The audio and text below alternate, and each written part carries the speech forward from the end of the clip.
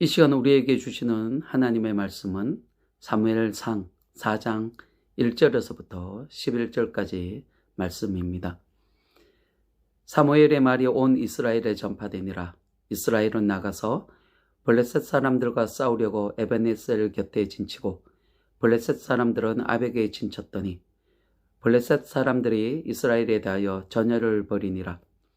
그 둘이 싸우다가 이스라엘이 블레셋 사람들 앞에서 패하여 그들에게 전쟁에서 죽임을 당한 군사가 4,000명가량이라. 백성이 진영으로 돌아오매 이스라엘 장로들이 이르되 여호와께서 어찌하여 우리에게 오늘 블레셋 사람들 앞에 패하게 하셨는고? 여호와의 언약궤를 실로에서 우리에게로 가져다가 우리 중에 있게 하여 그것으로 우리를 우리 원수들의 손에서 구원하게 하자 하니, 이에 백성이 실로에 사람을 보내어 그룹 사이에 계신 만군의 여호와의 언약궤를 거기서 가져왔고, 엘리의 두 아들 홈니와 비느하스는 하나님의 언약궤와 함께 거기에 있었더라. 여호와의 언약궤가 진영에 들어올 때에 온 이스라엘이 큰 소리로 외치매 땅이 울린지라. 블레셋 사람이 그 외치는 소리를 듣고 이르되 히브리 진영에서 큰 소리로 외침은 어찌 됨이냐 하다가 여호와의 궤가 진영에 들어온 줄을 깨달은지라. 블레셋 사람이 두려워하여 이르되 신이 진영에 이르렀도다 하고, 또 이르되 우리에게 하로다. 전날에는 이런 일이 없었도다. 우리에게 하로다. 누가 우리를 이 능한 신들의 손에서 건지리요? 그들은 광야에서 여러 가지 재앙으로 애굽인을 친 신들이니라. 너희 블레셋 사람들아, 강하게 되며 대장부가 되라. 너희가 히브리 사람의 종이 되기를 그들이 너희 종이 되었던 것 같이 되지 말고 대장부 같이 되어 싸우라 하고, 블레셋 사람들이 쳤더니 이스라엘이 패하여 각기 장막으로 도망하였고, 살육이 심히 커서 이스라엘 보병에 엎드려진 자가 30,000명이었으며 하나님의 궤는 빼앗겼고 엘리의 두 아들 홈니와 비느하스는 죽임을 당하였더라. 아멘. 오늘은 사무엘서 말씀을 통해서 우리가 소유해야 될 신앙이 어떤 신앙이 바람직한 신앙인지 한번 나누어 보도록 하겠습니다. 경제의 가장 기본적인 원리는 유한한 자원에서 무한한 인간의 욕심을 채우기 위해서 이기적인 선택을 하는 것입니다. 이걸 좀 더 이야기하면은 합리적인 인간이 되는 것입니다. 합리적인 인간이 되려면 두 가지 요구가 충족되어야 하는데, 하나는 이기적인 마음이고 또 하나는 효율성입니다. 이기적인 마음이란 다른 말로 하면 손해를 보지 않는다는 것입니다.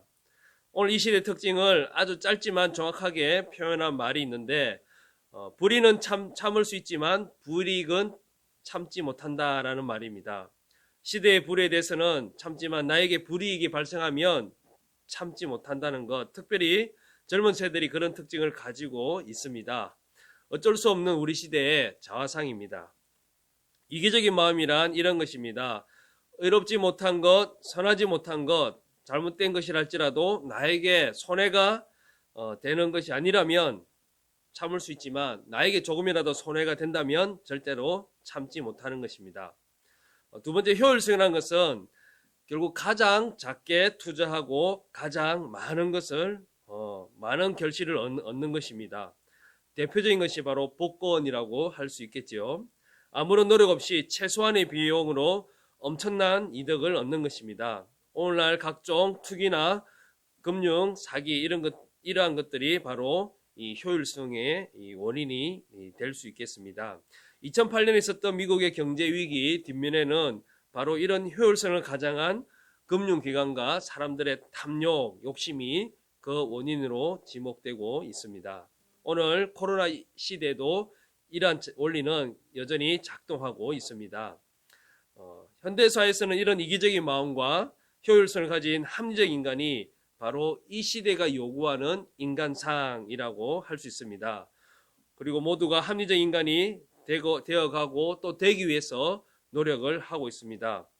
이런 인간상을 철학적으로는 공리주의라고 이야기합니다. 공리주의랑 행위의 목적이나 어떤 선악을 판단하는 기준이 나에게 이익이 되는가, 나에게 행복을 주는가 하는 것이 판단 기준이라고 할 수 있습니다. 어떤 것이 옳은 것인가, 어떤 것이 선한 것이냐, 이게 기준이 나에게 이익이 되면 그것이 선한 것이고 내가 행복하면 그것이 옳은 것이 되는 것입니다. 이것이 바로 공리주의고 오늘 현대사회의 기본이 되는 뼈대이자 가장 중요한 사상이라고 할 수 있습니다. 오늘 TV 광고를 보면 이런 인간의 마음들을, 욕구들을 잘 파악하고 있습니다.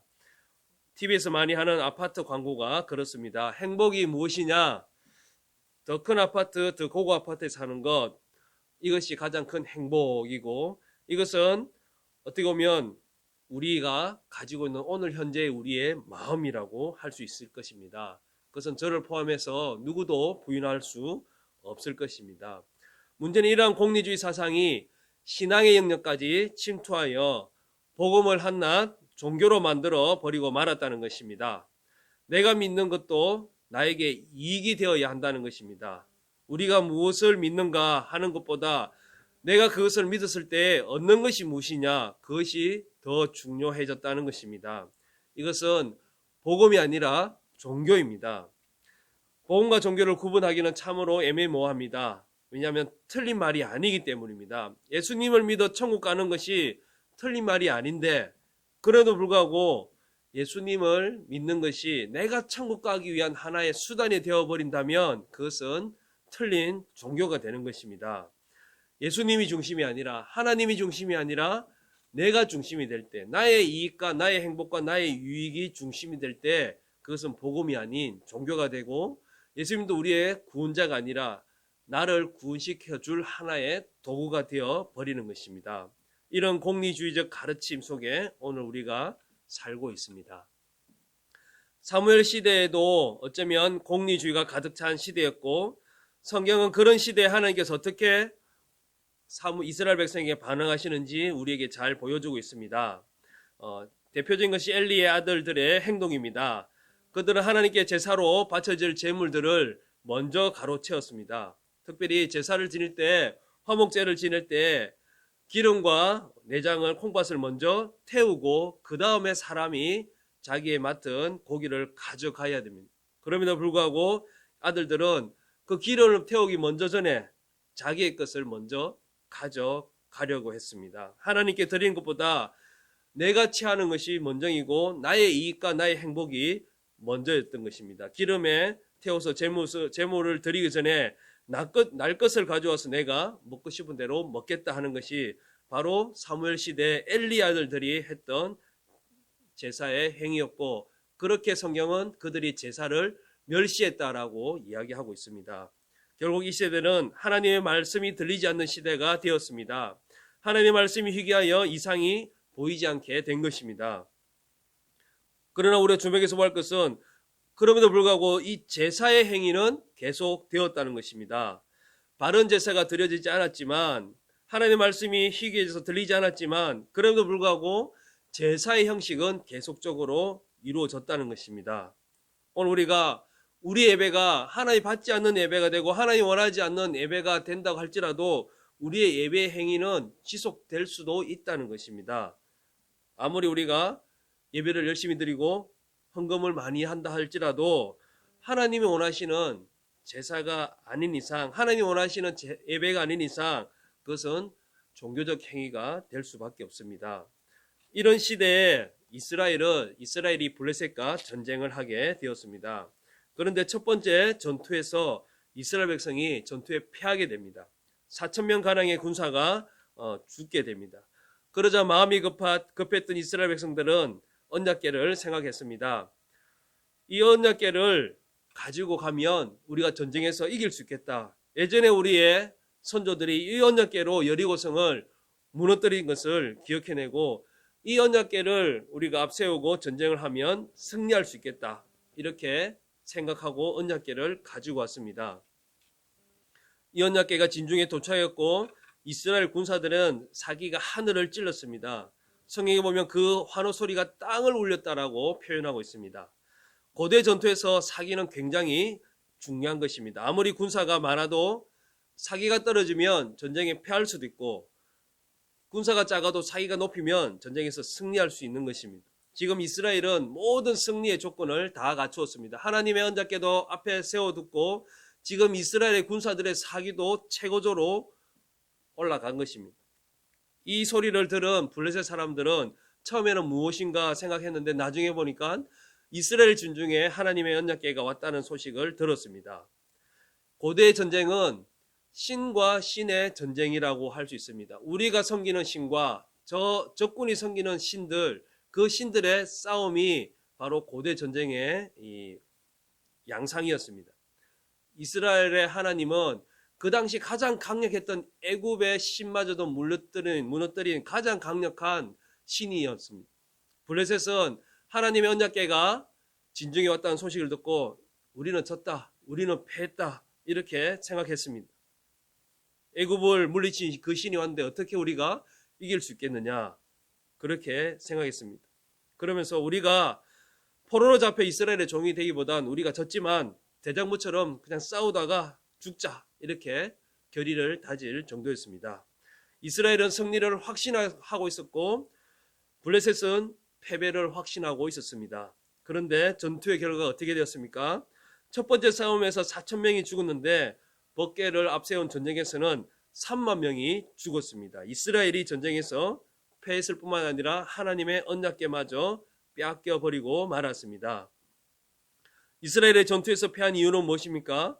사실 전투에서 패하지 않는 모든 적군을 다 갖추어서 불구하고 그 전투에서 패한 것은 결국 하나님께서 그 전투를 이스라엘에게 패배를 주신 것입니다. 다른 말로 하면 하나님께서는 블레셋을 통해서 이스라엘을 지금 심판하고 계시는 것입니다.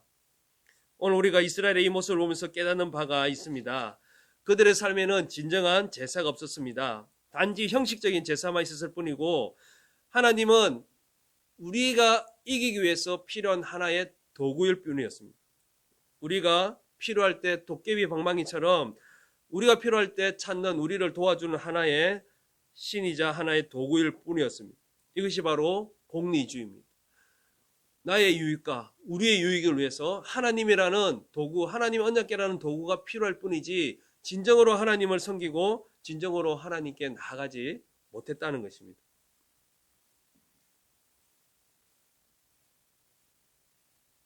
사랑하는 우리 성도 여러분, 만약에 이스라엘 백성 가운데 첫 번째 전쟁을 졌을 때 정상적인 만약에 이스라엘 백성들의 모습이었다면 우리가 왜 이 전쟁에서 졌을까? 우리가 하나님께 잘못한 것이 있지 않을까? 하고 하나님 앞에 금식하고 회개하면서 하나님 우리가 전쟁에 졌습니다. 우리가 무엇을 잘못했습니까? 라고 회개하며 나아가는 것이 사실은 정상적인 이스라엘의 모습이었고 패배한 이스라엘의 당연한 반응이었습니다. 그러나 어떻게 보면 이스라엘은 그 정상적이고 당연한 반응들을 하지 못했습니다. 오히려 하나님을 이용하려고만 한 것입니다.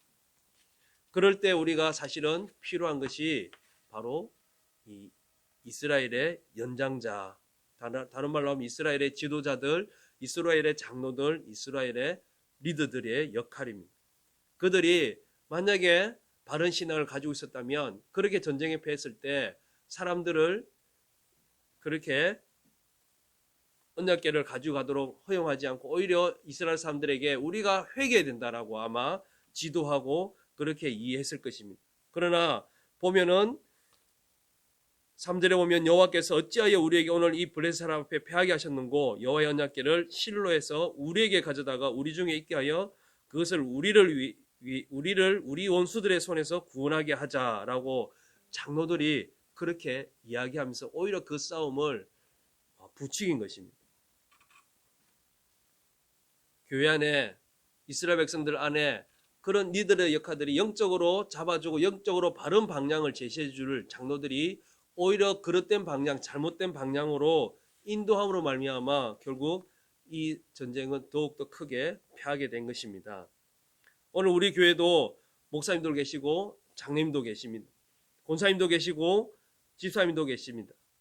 우리 청년부도 있고 중고등부 있고 초등부 유치부도 있습니다. 이렇게 교회 안에는 직분자도 있고 연장자도 있고 선배들도 있습니다. 이런 연장자나 직분자나 또 선배들이 바른 신앙을 가지고 바르게 인도할 때 사실은 그 공체가 혹 실수하더라도 혹 잘못된 길을 가더라도 다시 돌아와서 하나님께 바르게 설 수 있습니다. 그렇지 못하면 결국 그 공체는 망하고 마는 것입니다. 오늘 우리 교회는 어떤 공체, 어떤 교회로 지금 서 있습니까? 우리는 어떤 선배로, 어떤 연장자로, 어떤 직분자로 서 있습니까? 우리가 건넌 걸음이 우리 후배들에게, 우리 자녀들에게는 길이 되는 것입니다. 교회 어르신들부터 또 선배로부터 보고 배운 신앙들이 우리 자녀들, 우리 후배들의 신앙이 될 것입니다. 나의 신앙은 단지 내 개인의 신앙이 아니라 우리 모두의 신앙인 것입니다. 이것은 교회에서도 마찬가지고 가정에서도 마찬가지입니다. 부모의 신앙은 결국 자녀들의 신앙의 기초가 되는 것입니다.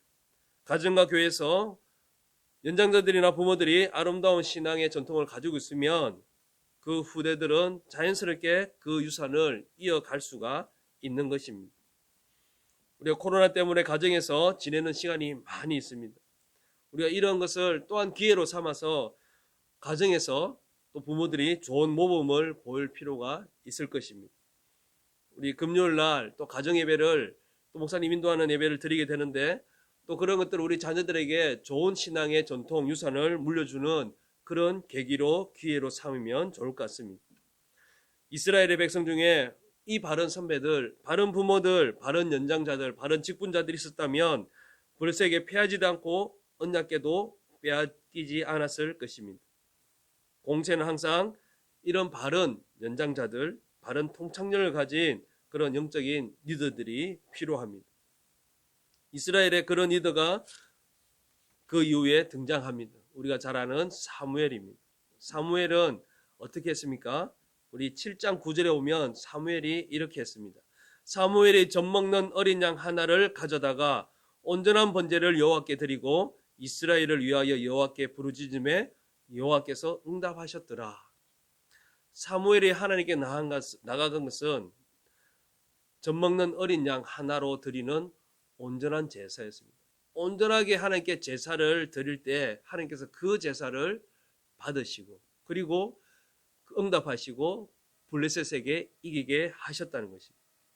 사무엘의 내세운 것은 언약궤도 아니고 그 어떤 군사력도 아니고 바로 하나님께 드리는 온전한 제사, 어린 양 하나로 드리는 그 온전한 제사로 나아갈 때 하나님께서 그 제사를 받으시고 이스라엘에게 승리를 가져다 주었습니다.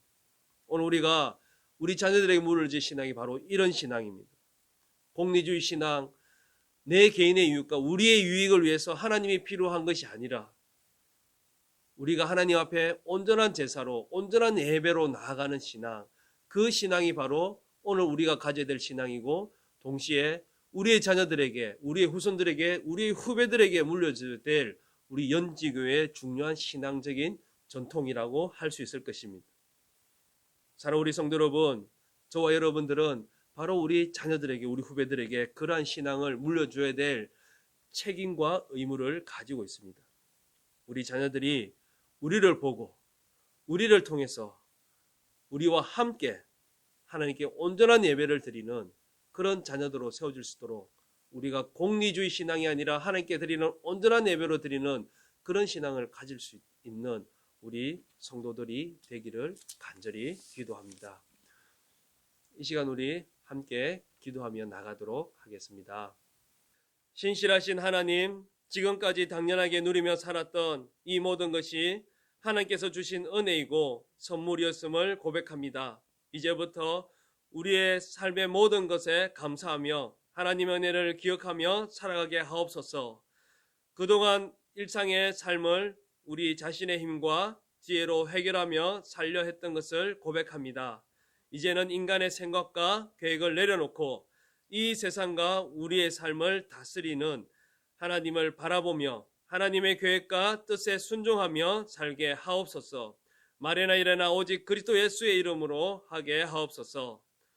교회를 위해서 기도합니다. 우리 교회가 하나님의 나라를 위해 더욱더 헌신하며 하나님께 쓰임받는 교회가 되게 하옵소서. 하나님이 기뻐하시는 일을 감당하게 하시고 모든 성도들이 주를 향한 사랑과 헌신, 기쁨으로 동력하게 하옵소서. 코로나19의 어려운 가운데서도 복음의 능력으로 사역들을 온전히 감당하게 하옵소서. 전도를 통해 죽어가는 영혼들을 주께로 인도하며 생명 살리는 구원의 역사를 이루어가게 하옵소서.